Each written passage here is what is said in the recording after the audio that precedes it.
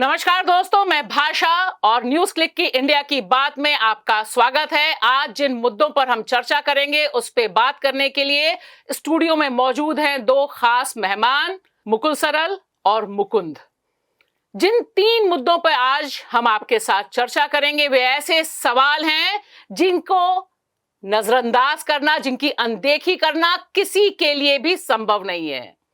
सबसे सुलगता हुआ सवाल है कि संभल से लेकर अजमेर जो नफरती कार्ड खेला जा रहा है उसके निशाने पर देश की हर मस्जिद, हर दरगाह आ रही है। आगे होगा तो होगा क्या? और दूसरा सवाल है कि महाराष्ट्र और झारखंड में जो नतीजे आए हैं इसके बाद भारतीय जनता पार्टी का नैरेटिव क्या होगा? तीसरा सवाल है कि जिस तरह से शीत सत्र चल रहा है संसद का, उसमें क्या इंडिया गठबंधन की आवाज कमजोर होगी? क्या बीजेपी और मोदी में संसद और ज्यादा हमलावर होगी? इन तीन सवालों पर हम चर्चा करेंगे। और सबसे पहला सवाल, जो सबसे सुलगता हुआ सवाल है, वह यह है कि उत्तर प्रदेश का संभल, अभी वहां आग बुझी नहीं। जिस तरह से वहां आनन फानन में 19 नवंबर को एक छोटा कोर्ट, एक छोटी अदालत फैसला सुनाती है कि इस पर एएसआई जाएगी, एक कमेटी बनाई दी जाती है और वहां के शाही मस्जिद पर पूरा का पूरा बवाल खड़ा होता है। 24 नवंबर को संभल जलता है। इसे लेकर तमाम तरह के सवाल हैं, तमाम तरह के वीडियोज हैं। 5 भारतीय नागरिकों की मौत होती है। अभी यह आग बुझी नहीं कि हमें दिखाई देता है कि राजस्थान के अजमेर शरीफ में जिस तरह से हंगामा शुरू करने की कोशिश होती है, अदालत पूरी की पूरी अपील को एक्सेप्ट कर लेती है, यानी मुद्दा बढ़ रहा है। वहां पर एएसआई से और केंद्र सरकार से जवाब तलब किया गया है। दिसंबर में फिर सुनवाई होनी है। मकसद क्या है? क्यों इस तरह का बवाल मच रहा है? इस पर मुकुल बताएंगे अपना पंच। हाँ भाषा, मेरा कहना यही है कि सबक या मकसद यही है कि हिंदू राष्ट्र में आपका स्वागत है। बहुत जल्दी हम नाजी जर्मनी का स्वाद चखने वाले हैं। संभल और अजमेर अभी झांकी है और पूरे देश में नफरत की आग लगाना बाकी है। भाषा, इस पर क्या है आपका पंच?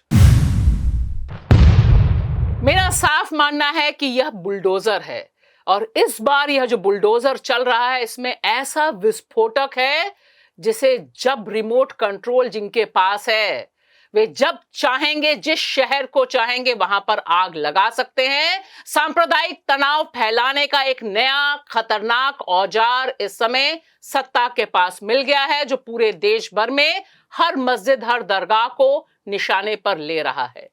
मुकुंद, क्या है इस पे आपका पंच? भाषा, इसको सबसे पहले इस तरह से देखना चाहिए, जो 2022 में जो मोहन भागवत कह चुके हैं, हर मस्जिदों के अंदर जो शिवालय ढूंढने की कोशिश हो रही है, इस पे रोक लगना चाहिए। और 1991 के वर्षिप एक्ट पे जो प्रावधान थे, उसके बावजूद जो राम मंदिर के जो रास्ता खोला गया, वही एक सबसे बड़ी चुनौती हमारे सामने बनके सामने है। इस समय उससे निपटने की तैयारी समाज को करनी चाहिए। मुकुंद, जो चीज दिखाई दे रही है अभी कि एक बड़े सुनियोजित ढंग से सारा काम चल रहा है। संभल, उत्तर प्रदेश, जिस तरह से चुटकियों में लाखों केस पेंडिंग पड़े हुए हैं, छोटी अदालतों से लेकर सुप्रीम कोर्ट तक में। लेकिन आप देखिए, संभल में मामला पहुंचता है 19 नवंबर को। 19 नवंबर को ही वहां के जो जज हैं वह एक कमीशन बना देते हैं, एएसआई वहां पहुंच जाती है और 19 से लेकर 24 के बीच पूरा का पूरा संभल एक सांप्रदायिक तनाव, उन्माद उसमें घिर जाता है। 5 लोगों की जानें जाती हैं। ये दरअसल डिजाइन जो है, ये डिजाइन बड़ी खतरनाक है। और अब राजस्थान में अजमेर, राजस्थान का अजमेर और संभल में, राजस्थान के अजमेर में लोकल स्थानीय कोई भी इस पर सवाल नहीं उठा रहा है। दिल्ली से एक आदमी स्वघोषित हिंदू सेना दल का अध्यक्ष पहुंचता है और वो अपनी पिटीशन लगाता है और उस पर सारी चीजें हो रही। यही संभल में किया गया। संभल के अंदर भी विष्णु शंकर जैन और उनके पुत्र जो हैं हरिशंकर जैन, ये दोनों पिता पुत्र की जोड़ी एक तरीके से लगातार देश के मंदिरों मस्जिदों के अंदर शिवालय ढूंढ रही है और उसके ऊपर एक्शन हो रहा है। लेकिन सबसे बड़ा सवाल प्रशासन पर है और खासकर अदालतों पर। इतनी फौरी कार्रवाई, और अगर अदालत ने ऑर्डर दिया भी, जिस तरीके से 2 घंटे के अंदर प्रशासन वहां सर्वे करने के लिए पहुंच जाता है। सिर्फ प्रशासन नहीं जाता है, प्रशासन के साथ पूरा दल बल के साथ, मान सकते हैं जो जो कट्टरपंथी संगठन है या बीजेपी से जुड़े लोग पूरी रैली के साथ जिस तरह से और पूरे नारे लगा रहे हैं जय श्री राम के। तो वो सिर्फ एक सर्वे की बात नहीं थी, वो पहले से ऐसा लगता है प्लान तरीके से एक दंगा सुनियोजित करने के तरीके गए। और लेकिन उसके बाद जो वहां पे हो रहा है, जो पीड़ित है उन्हीं को आरोपी बनाया जा रहा है, जो कि हमने खासकर कई जगह देखा हिंदू मुस्लिम दंगों के अंदर। मारे भी मुस्लिम जा रहे हैं और आरोपी भी मुस्लिम बनाए जा रहे हैं, और खासकर स्थानीय सांसद पर जिस तरह से भड़काऊ भाषण के आरोप लगाए जा रहे हैं। लेकिन वो भाषण क्या है वो दिखाया और बताया नहीं जा रहा है। लेकिन हर मीडिया चैनल इस तरह से दिखाने की कोशिश कर रहा है मुस्लिम पक्षी है जिसने ये दंगा का तैयारी करी है, लेकिन पीछे जो बैकग्राउंड है इसको बहुत कायदे से छुपा लिया जा रहा है। मुकुल ने बहुत अहम बिंदु पकड़ा है, और हम देश की राजधानी दिल्ली में भी इसे 2020 में महसूस कर चुके हैं, देख चुके हैं अपनी आंखों के आगे। लेकिन देखिए, नैरेटिव तो सेट हो गया है। सारे टीवी चैनल एक तरफा रिपोर्टिंग कर रहे हैं और वह बताने की कोशिश कर रहे हैं। आज तो योगी जी ने 100 लोगों की तस्वीरें भी जारी कर दी हैं और कहा है कि इनके खिलाफ कार्रवाई होगी। उसमें एक भी तस्वीर उस पुलिस वाले की नहीं है जिसने रिवॉल्वर चलाई या जिसने पत्थर चलाया। हमने वीडियोस में वो भी देखा है, फोटोज वो भी आई हैं। लेकिन इससे हासिल क्या है, क्योंकि ये तो सिलसिला आगे बढ़ रहा है। नहीं, देखिए, हासिल बिल्कुल वही है जैसे मैंने पंच में कहा कि हिंदू राष्ट्र की स्थापना 2025 में आरएसएस के 100 साल पूरे हो रहे हैं। उससे पहले ही मतलब दरवाजा तो खुल गया एक तरह से, घोषित तो हिंदू राष्ट्र हो चुका है। आप ये मान के चलें, जब बाबरी मस्जिद का विध्वंस हुआ था उसी समय से ये चीजें हो गई थी। अब बिल्कुल इस पर एक घोषित तौर पर आगे बढ़ा जा रहा है। एक मस्जिद या एक दरगाह का सवाल नहीं है, 3000 से ज्यादा की लिस्ट इन हिंदुत्ववादी संगठनों के पास है। और जिस तरह से अब चाहे वो राम मंदिर का मसला हो, और उसके बाद अब 2024 में जिस तरह से हर अदालत ऐसे बैठी है कि आप अभी याचिका लाइए, फौरन सर्वे का आदेश, फौरन सर्वे, जिस तरह से होता है कि दोनों पक्षों को नोटिस जारी किया जाता है। अजमेर में ये अच्छी बात हुई, मुझे जो लगता है कि भले ही वो पूरा डिजाइन है लेकिन उसमें एक नोटिस दिया गया। यहां भी 29 तारीख तक ही जवाब देना था। यहां दोनों पक्षों को नोटिस दिया जाता, उनकी सुनवाई होती, पहले अदालत पर सवाल। फिर प्रशासन जब कमेटी बना ली थी, कमीशन जा रहा था, दोनों पक्षों को बैठा के पीस कमेटी की मीटिंग होती, संभल को विश्वास में लिया जाता और फिर उसका सर्वे होता। ये भी नहीं किया गया। इतना आनन फानन में सब चीजें हो रही हैं। और जैसे मैंने कहा कि अभी तो ये झांकी है दरअसल संभल, और ये तो अचानक बीच में लाए गए हैं एक ट्रेलर के तौर पर। ज्ञानव्यापी है ही आपके सामने, उस पर लगातार चल ही रहा है। वो 2027 के लिए मुद्दा रिजर्व है, 26 से वो मुद्दा बढ़ने लगेगा। मथुरा का शाही ईदगाह का मामला है। तो ऐसे अनगिनत मामले हैं और एक मैसेज देने की कोशिश है कि अब जो है कि मुसलमान या मुसलमानों की संपत्तियां, चाहे वो वक्फ बोर्ड का मामला हो, चाहे वो दरगाह का मामला हो, हर तरह से निशाने पर लिया जाएगा। आपको रहना है तो रहिए, 2 दर्जे का नागरिक बनकर रहना है तो रह सकते हैं। क्योंकि देखिए, इसमें एक जो अहम बात है मुकुल की, सारी डिबेट इस पर फोकस है कि ये चाहे अजमेर की दरगाह शरीफ हो, जिसको लेकर तमाम तरह की बातें हैं। मतलब वहां तो लोग कह रहे हैं, ओवैसी ने कहा, जो सांसद हैं उन्होंने कहा कि यहाँ तो मोदी जी भी अपनी चादर भेज चुके हैं। वहां अजमेर शरीफ के जो मुखिया हैं वह आके मोदी जी का स्वागत सत्कार कर चुके हैं, मोदीमय माने जाते हैं। बुनियादी जो यहाँ पर सवाल उठाया जाना चाहिए था, जो तकरीबन गायब है पूरी डिबेट से, वो बहुत खतरनाक है। वो ये कि किस तरह से इसका जो पूरा का पूरा हंगामा है, इसका एक बहुत इंपॉर्टेंट सिरा, या यूं कहिए कि जो जिन खोला गया है, वह जिन खोलने का काम देश के पूर्व न्यायाधीश, जो chief justice of India DY Chandrachud हैं, वह जिम्मेदार हैं। क्योंकि उन्होंने जब अयोध्या वाला जजमेंट सुनाया, उसमें उन्होंने देश में, जिसका मुकुंद ने जिक्र किया, 1991 में जो कानून है उसका एक अपवाद पेश किया। सिर्फ उसका अपवाद ही नहीं पेश किया, उन्होंने यह भी कह दिया कि किसी भी जो कंस्ट्रक्शन है, जो बिल्डिंग है, उसके बारे में विचार तो हो ही सकता है, उसके बुनियादी कंस्ट्रक्शन पे हम नहीं जाएंगे, उसकी तब्दीली पे नहीं जाएंगे। और तब से लेकर एक बार भी देश का सुप्रीम कोर्ट आवाज ही नहीं उठाता है। देश में कानून है, लेकिन आप देखिए किस तरह से सर्वे का आदेश दिया गया। सर्वे ज्ञान व्यापी का चुटकियों में इसी तरह से दिया गया है, मुस्लिम पक्ष हंगामा कर रहा है। नहीं तो वही है, वो चाहे वो चंद्रचूड़ हो या रंजन गोगोई हैं जो सांसद बन चुके हैं, पूरी एक बेंच थी राम मंदिर के फैसले पर, उसमें ये जो रास्ता खोल दिया गया कि किसी भी स्ट्रक्चर का, किसी भी बिल्डिंग का अगर हम सर्वे कराते हैं तो उससे हम उसकी नेचर नहीं बदल रहे हैं, हम ये हम करा सकते हैं। यही लूप होल है जो निचली अदालतें इस तरह का आदेश दे रही हैं। लेकिन सुप्रीम कोर्ट ने यह भी कहा था कि अब राम मंदिर वाला मसला है, अब इसके बाद इसको रोक दिया। लेकिन ज्ञान व्यापी हुआ तो किसी ने कहा नहीं ना। हाँ, सुप्रीम कोर्ट तो आया नहीं, अपने फैसले के लिए भी नहीं आया। तो ये जो दोहरा रुख चल रहा है, चाहे वो जैसे मुकुंद ने जिक्र किया मोहन भागवत का भी, ये ऊपर से तो ये दिखाया जाएगा कि भाई हर मस्जिद के नीचे आप मंदिर मत ढूंढिए, लेकिन वो ढूंढा जाएगा और उसे पीछे से शय दी जाएगी। ये बहुत खतरनाक है। ये एक तरह से पूरा नफरती जो अभियान है उसे बहुत तेज गति दी जा रही है। मुकुंद, अभी जो है धर्म संसद हुई, आज छोटी छोटी खबरें हैं अखबारों में और टीवी चैनलों ने कल लाइव काटा उस पे, जिसमें वो बता रहे हैं कि अगली धर्म संसद हम करना चाहते हैं संभल में। और वहां पे उन्होंने ऐलान कर दिया कि अब क्योंकि मथुरा वृंदावन में हुई है ये धर्म संसद, अनगिनत धर्म संसदों का दौर है, तो वहां पे वो कह रहे हैं कि भाई यहाँ वाली ईदगाह तो हम हासिल ही कर लेंगे, इसको गिराया ही जाना चाहिए। तो अब तो ये दौर चल गया है कि अब ये सब धर्म संसदें, जिसमें प्रमोद कृष्णन बोल रहे हैं कि संभल में हो।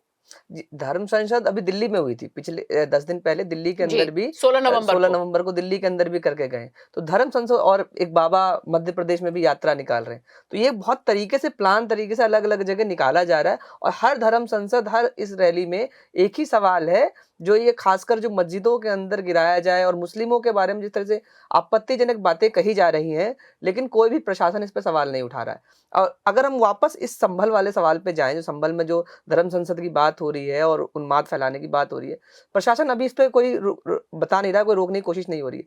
लेकिन सबसे बड़ा सवाल है जो मैसेज क्या देना चाहते हैं। संभल के अंदर जब आपने गोली चलाई है, लोग मारे गए हैं, लेकिन जांच की बात हो रही है, उसमें 2 आरोपी हैं, एक पुलिस ने गोली चलाई है, दूसरी तरफ पत्थरबाजी है। उसमें आप 100 लोगों पर एफआईआर कर रहे हैं और गिरफ्तारियां कर रहे हैं, लगातार उठा रहे हैं। लेकिन दूसरी तरफ जो अधिकारी वहां, इनकी जिम्मेदारी थी, गलती किसकी है नहीं है, लेकिन दंगा होता है, प्राथमिक जिम्मेदारी प्रशासन की होती है। एक अधिकारी का तबादला तक नहीं किया जा रहा। ये मैसेज है जो प्रशासन को जो करने के लिए कहा गया था उसने वो किया है, और हम उसके साथ हैं और आगे भी इस तरह की चीजें होती रहेंगी। और एक चीज मैं और बता दूं भाषा, इसमें जोड़ दूं, ये 2-3 तरह से काम हो रहा है। सिर्फ एक में तो अदालत माध्यम है और एक पोस्टर बनाने की कोशिश है, नैरेटिव, कि देखिए अदालत का आदेश है, अदालत के आदेश को भी क्वेश्चन किया जा सकता है, अदालत के आदेश पर ये सर्वे होंगे। एक है अतिक्रमण, अतिक्रमण के नाम पर मज़ारे, दरगाह और मस्जिदें ढहाई जाएंगी। शिमला का उदाहरण हमारे सामने है। शिमला में एक पुरानी मस्जिद कह दिया गया, उसकी जो ऊपर के तल हैं वो ऐसे बनाएगा और उसे पूरा गिराने की कोशिश, वो इतना बड़ा विवाद बना। उत्तराखंड हमारे सामने है, कहीं अतिक्रमण के नाम पर, कहीं अदालत के आदेश पर सर्वे के नाम पर कि यहां मंदिर था। इस तरह से निशाने पर लिया जा रहा है। पूरा का पूरा एक डिजाइन है जिसमें एक ये हमला है। ये संभल का भी दंगा मैं नहीं कहूंगा, या दिल्ली का दंगा लोग कहते हैं, मैं नहीं मानता, उसे हमला मानता हूं। ये एक हमला है, उसे जलाने की साजिश कहते हैं दिल्ली वाले को। बिल्कुल हमला है, एक तरह से एक तरफा हमला है। और उसमें फिर आपका वही डिजाइन आ जाता है कि भाई आप वहां कोई दंगा भड़कता है, लोग उद्वेलित होते हैं, फिर आप उन पर एफआईआर करिए, पोस्टर चिपकाइए, जबकि यही पोस्टर कोर्ट ने आदेश दिया था, सुप्रीम कोर्ट ने, कि आप नहीं लगा सकते नागरिकता संशोधन कानून के खिलाफ में। तो ये तमाम सारे तरीके अपनाए जा रहे हैं, चाहे वो अदालत के जरिए हो, चाहे वो गैर अदालत के जरिए हो, चाहे वो संवैधानिक हो, चाहे असंवैधानिक। एक मैं जल्दी से आप दोनों की टिप्पणी चाहूंगी कि क्या आपको लगता है कि ये सारा जो गेम प्लान है, क्योंकि अब हम जानते हैं कि कुंभ की शुरुआत है, कुंभ को लेकर भी पहली बार कुंभ को लेकर एक कम्युनल एंगल खेल दिया गया है कि कोई मुसलमान ऑफिसर नहीं होगा, कोई मुसलमान दुकानदार नहीं होगा, कुछ नहीं होगा। मतलब एक्सक्लूजन को एक कॉन्स्टिट्यूशनल वैल्यू दे दी है इन्होंने। जब आप प्रशासन करता है, जो भी प्रशासन कर रहा है वो देश के कॉन्स्टिट्यूशन के हिसाब से करना चाहिए था। मकसद क्या है मुकुंद, इससे हासिल क्या होगा आगे? इससे सीधा सीधा है, जो हिंदूवादी संगठन है देश में नफरत की राजनीति को कुंभ के माध्यम से और बढ़ाने की कोशिश करेंगे, जो पिछले कई सालों में लगातार बढ़ा रहे हैं। और उसी के अधूरीकरण के आधार पर ये अपनी राजनीतिक सेकने की, और जिन राज्यों में खास तौर पर है बंगाल और अपोजिशन की सरकारें जहां हैं, और मुस्लिम आबादी जहाँ पे है उसको टारगेट करने की कोशिश हो रही है। मुकुल जी कहते हैं हिमाचल उत्तराखंड, दिल्ली के अंदर ही कितनी दरगाहें मस्जिद लगातार गिराई जा रही हैं, तो ये तो देश में राजधानी और कोर्टें चुप है। मुकुल मुकुल आपका क्या मानना है? मेरा मानना यह है, देखिए सियासत तो इसका है ही, कोर एजेंडा जो इसके पीछे का एजेंडा है वो सियासत है, चुनाव जीतने हैं और इसी शोर शराबे में फिर आगे भी चुनाव हो जाएंगे। और वो मकसद ये भी है कि बुनियादी समस्याएं जो हैं देश की, चाहे वो महंगाई है, चाहे वो बेरोजगारी है, चाहे शिक्षा स्वास्थ्य है, इन सब पर बात ही नहीं हो सकती। आप खोलिए 24 घंटे के चैनल, 24 में से 28 घंटे कहने की कोशिश कर रहे हैं हिंदू मुस्लिम हिंदू मुस्लिम। यानी इन मुद्दों पर कौन चर्चा करेगा? न संसद में चर्चा होगी, न मीडिया चर्चा करेगा, और सड़क पर अगर आप उतरेंगे तो फिर आपका हश्र क्या होगा? आप पे देशद्रोह मैसेंजर ही शूट किए जा रहे हैं। अगर आप ये भी बता रहे हैं कि फला आदमी सांप्रदायिक बयान दे रहा है और उसे लोगों को बता रहे हैं, तो उस आदमी पर तो देशद्रोह का मुकदमा नहीं है, लेकिन जो बता रहा है, जुबैर अहमद का हमारे सामने उदाहरण, उस पर ही देशद्रोह का मुकदमा लगाया जा रहा है। ये बहुत सोची समझी साजिश है कि सारी आवाजें। तो एक बात बिल्कुल साफ है कि ये अभी रुकने वाला नहीं है। और जिस तरह से हमने देखा कि सुप्रीम कोर्ट ने देखा कि 5 साल तक बुलडोजर चलता रहा, 1 लाख से अधिक मकान गिरे, 7 लाख से अधिक लोग डिस्प्लेस्ड हुए, और उसके बाद सुप्रीम कोर्ट जागा। ये जो बुलडोजर है, और मेरा साफ मानना है कि जो इसे खून लग गया है, उसे लग रहा है कि कोई रोक टोक नहीं है, इतना हो जाता है संभल में, अजमेर को लेकर इतना हंगामा हो जाता है, सुप्रीम कोर्ट जागता नहीं है, कहीं से भी कोई राहत नहीं है। तो ऐसा लग रहा है कि इसी पर आने वाले दिनों में हमें अलग अलग शहर और अलग अलग मस्जिदें, दरगाहें निशाने पर दिखाई देंगी। अब हम चलते हैं अपने दूसरे मुद्दे पर। दूसरा मुद्दा बहुत खास है, महाराष्ट्र और झारखंड का चुनाव। उसके नतीजे हमारे सामने हैं।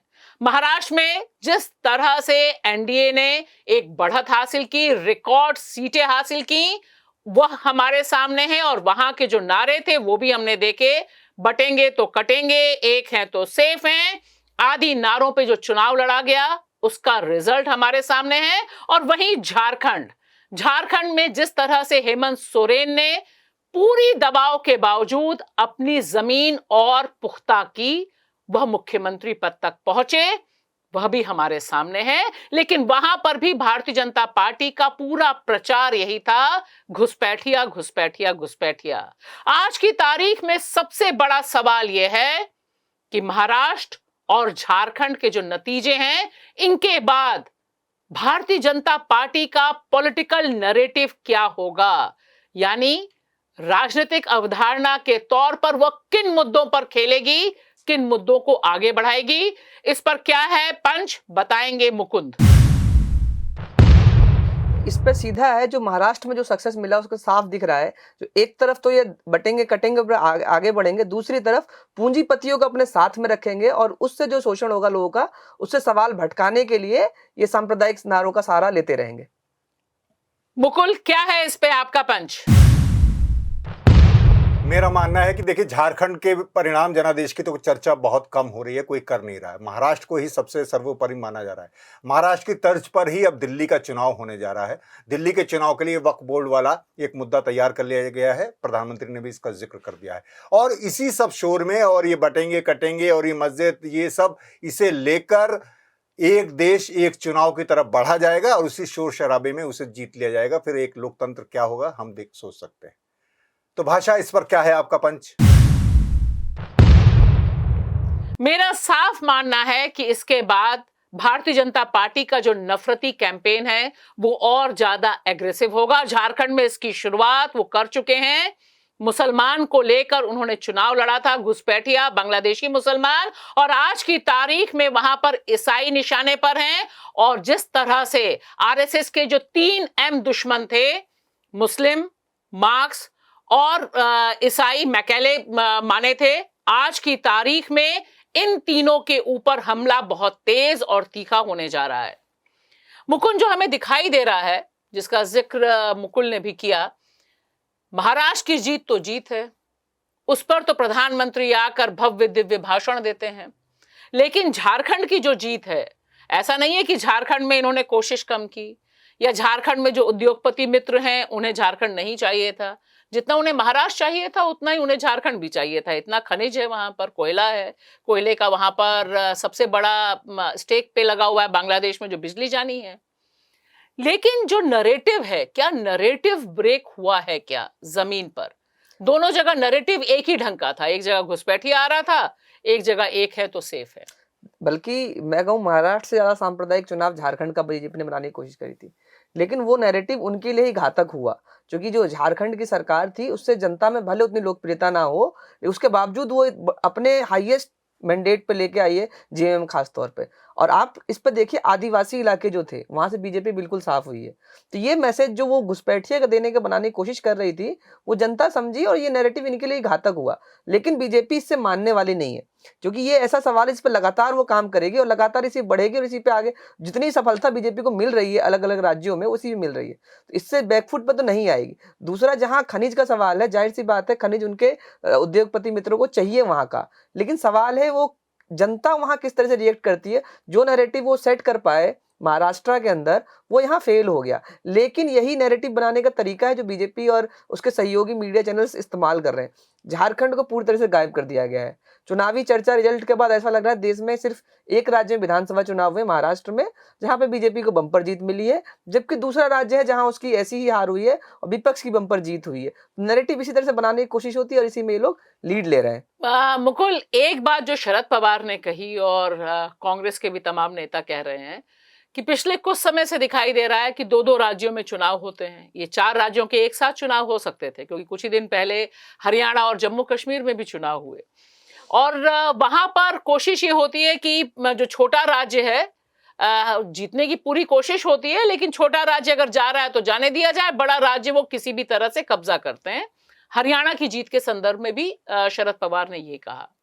मैं यहां आपसे यह पूछना चाहती हूं कि चुनाव को लेकर, चुनाव परिणाम के बाद हर बार हंगामा होता है, इस बार भी हंगामा है। लोग कह रहे हैं कि 5 लाख वोट जो ज्यादा पड़े वो कहां से पड़े, क्यों ऐसा होता है कि वोटिंग परसेंटेज बाद में इलेक्शन कमीशन आगे बढ़ा देता है, इतना परसेंटेज बढ़ जाता है। लेकिन उससे भी बड़ा जो खतरनाक नैरेटिव है जो बीजेपी गढ़ रही है, हरियाणा में भी गढ़ा, महाराष्ट्र में भी गढ़ा, कि जमीनी मुद्दे कैटर नहीं करते, उनसे फायदा नहीं है। हरियाणा में आप देख लीजिए, पहलवान थे, किसान थे, तब भी बीजेपी को बम्पर वोट मिली। महाराष्ट्र में किसानों का इतना बड़ा आंदोलन, विदर्भ में आंदोलन, मराठा आंदोलन। तो एक तरह से पॉलिटिक्स में चुनाव जीतने के लिए ये मुद्दे नहीं है। क्या आपको लगता है इसमें दम है? नहीं, मुद्दे तो हैं। और देखिए, लोकसभा चुनाव में हमने देखा संविधान और लोकतंत्र का सवाल एक सबसे बड़ा सवाल बना। जो छोटे और बड़े राज्यों का नैरेटिव है, मैं उसमें थोड़ा सा स्पष्ट कर दूं। मेरा मानना यह है कि ऐसा नहीं कि उन्हें छोटे राज्य वो छोड़ देंगे अगर वो बदमाशी करना चाहते हैं या कुछ जीतना चाहते हैं। छोटे राज्यों में उनका वो एजेंडा नहीं चल पाता, यानी उन्होंने उसे जीतने की कोशिश की। ऐसा नहीं कि उन्होंने उसे छोड़ दिया कि हम इसे जीतने देते हैं और इसे ले लेते हैं। नहीं, हम तो कह ही रहे हैं कि कोशिश की उन्होंने, कोशिश की। और मेरा विश्वास जो अभी तक भी है और बार बार जो बन रहा है, चाहे वो लोकसभा चुनाव से हो चाहे झारखंड चुनाव से हो, वो ये है कि जो मूल निवासी है, जो आदिवासी है, पिछड़ा है, वंचित है, वो इस देश के लोकतंत्र की रक्षा कर रहा है।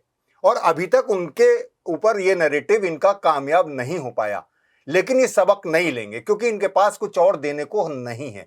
इनके पास लेने को है, तो इस नैरेटिव की आड़ में वो अपने उद्योगपति मित्रों को, ये कॉकटेल जो बनाई गई है, ये चलती रहेगी। तो झारखंड उन्होंने जीतने की कोशिश की, लेकिन झारखंड की जनता जो आदिवासी है, पिछड़ी है, वंचित है, उसने उस एजेंडे को नहीं चलने दिया।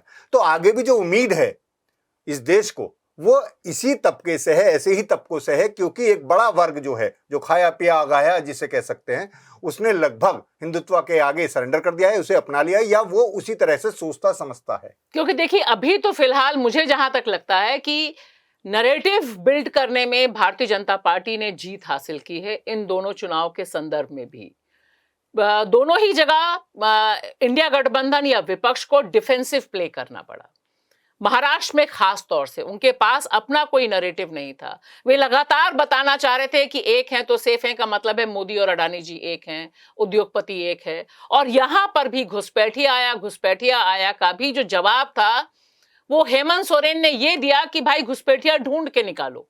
और चूंकि आदिवासी समाज है, आदिवासी समाज को बाकी चिंताएं बहुत तगड़ी हैं वहां पर, शायद इसलिए, और जमीनी काम भी बहुत है, क्योंकि हमें ये दोनों ही राज्यों में दिखाई देता है कि इतनी वेव थी, लेकिन महाराष्ट्र में एक सीट सीपीएम को मिली, और वो भी ऐसी सीट जहां भारतीय जनता पार्टी ने सब कुछ दांव पे लगाया था। झारखंड से भी भाकपा माले को 2 सीटें मिलती हैं।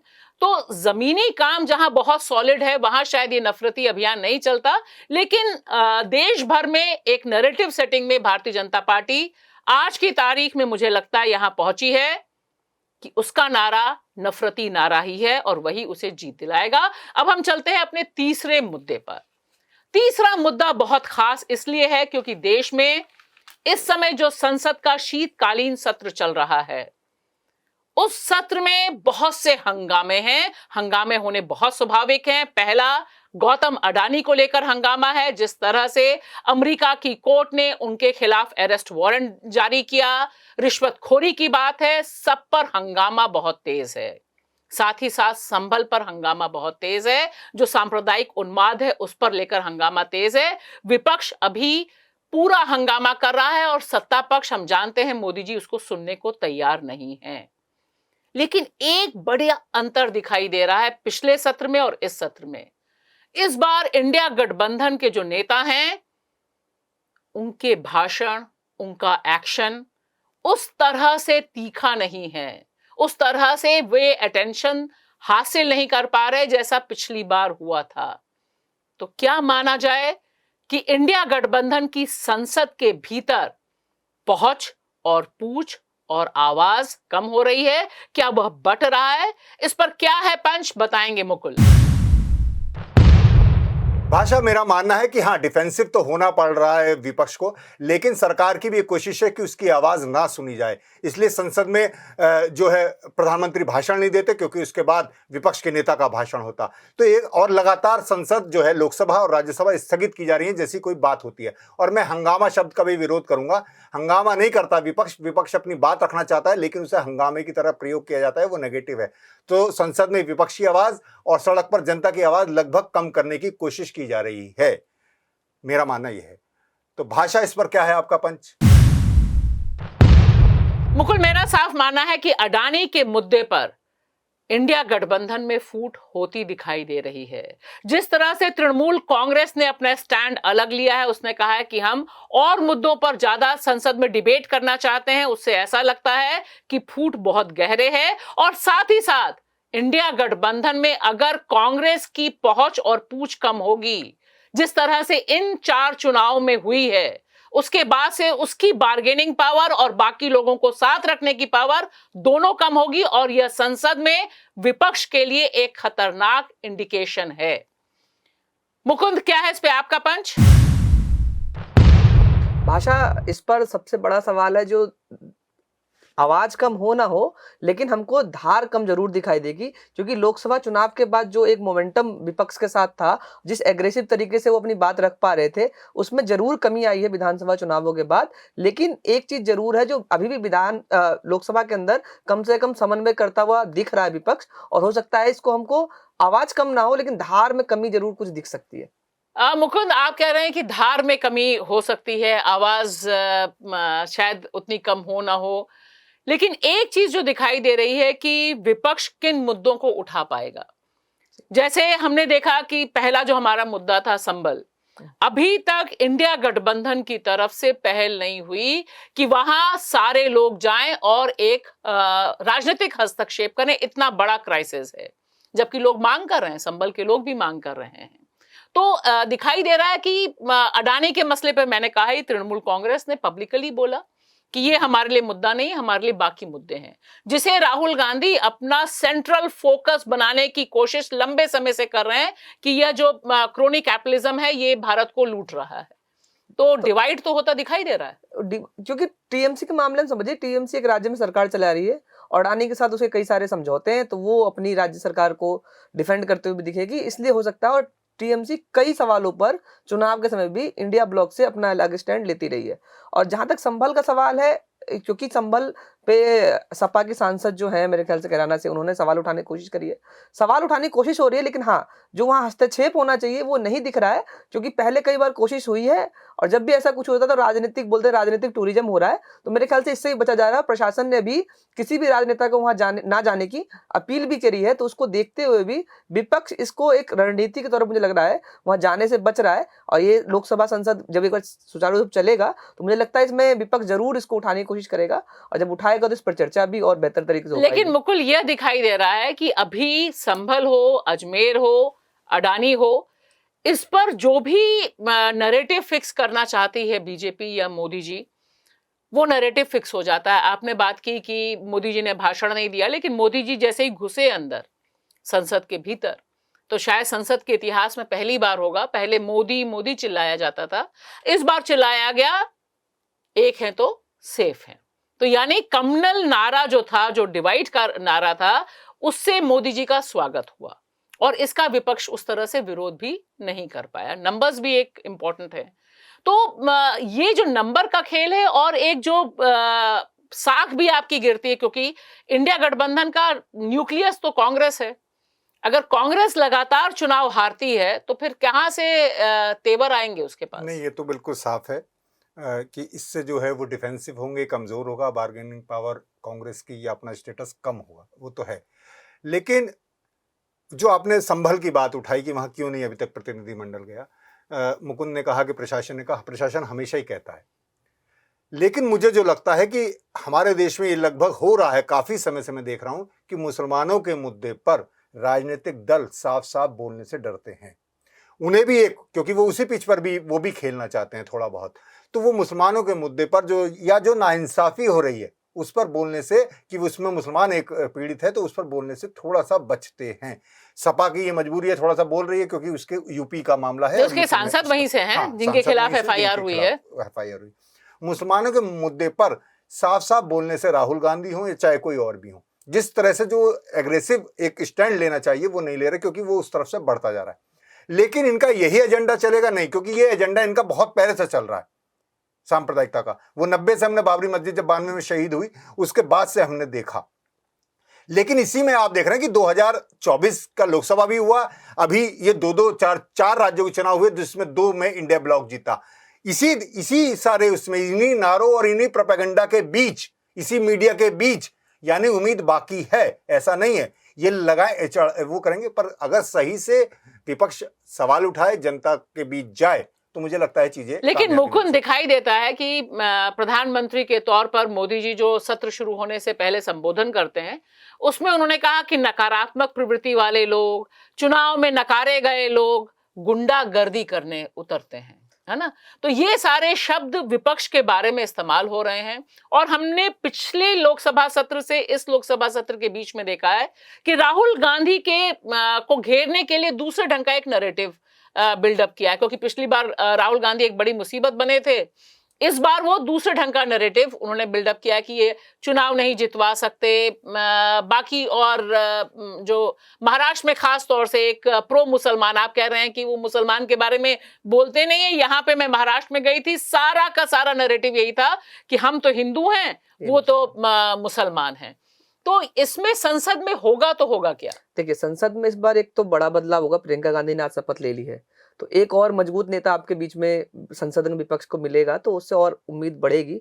लेकिन इसके ओवरऑल जो टेक्टिकल मूव है जो बीजेपी हमेशा कर रही है, बीजेपी ने पिछले कुछ सालों में आप देखिए जितने भी जो सभ्य समाज में अच्छे शब्द या अच्छे सेंटेंस माने तो उनको बुरा बना दिया है। चाहे आपका धर्मनिरपेक्षता हो या फिर एक है तो सेफ है, दुनिया बोलती सबको एकजुट होना है, उसको भी इन्होंने जिस तरह से कम्युनल बनाया है, उसकी काट विपक्ष अभी तक नहीं ढूंढ पाया है। विपक्ष बार बार कोशिश कर रहा है, लेकिन गलती बार बार ये हो रही है, उसी की ट्रैप में फंसता हुआ जा रहा है। और सिर्फ करे कांग्रेस की बार्गेनिंग पावर कम नहीं होगी, जो समाजवादी पार्टी भी लड़ी थी चुनाव, उसका भी हाल वही है, एनसीपी, शिवसेना, तो ये ओवरऑल विपक्ष का ही मोरल डाउन हो रहा है। तो इसीलिए थोड़ा सा हमको धार कम दिखे, क्योंकि नेता तो बोलेंगे लेकिन वो समर्थक जो नीचे दूसरे नेता सपोर्ट के लिए होते थे वो कम होगा इसलिए। लेकिन मुझे लगता नहीं जो आवाज कम होगी, विपक्ष लोकसभा के अंदर खास तौर पे आवाज उसकी बुलंद है। इसीलिए देखिए बार बार लोकसभा स्पीकर या राज्यसभा द्वारा सदन को रोका जा रहा है, उनको बोलने ही नहीं दिया जा रहा है। तो ये जरूर है, हम देखते हैं कि फाइनली शीत सत्र से, यानी जो विंटर सेशन चल रहा है पार्लियामेंट का, उसमें विपक्ष के मुद्दे कितने हमारे सामने आ पाते हैं, कितनी बार स्थगित होता है। क्योंकि तमाम लोग ये कह रहे हैं, मोदी जी से भी अपील कर रहे हैं, उनके पक्ष में खड़े हुए लोग भी, कि अरे अडानी पर डिबेट होने दीजिए, विपक्ष को भी बोलने दीजिए, कम से कम संसद चले। तो यह देखना अपने आप में दिलचस्प रहेगा। आप दोनों का बहुत बहुत शुक्रिया। नमस्कार।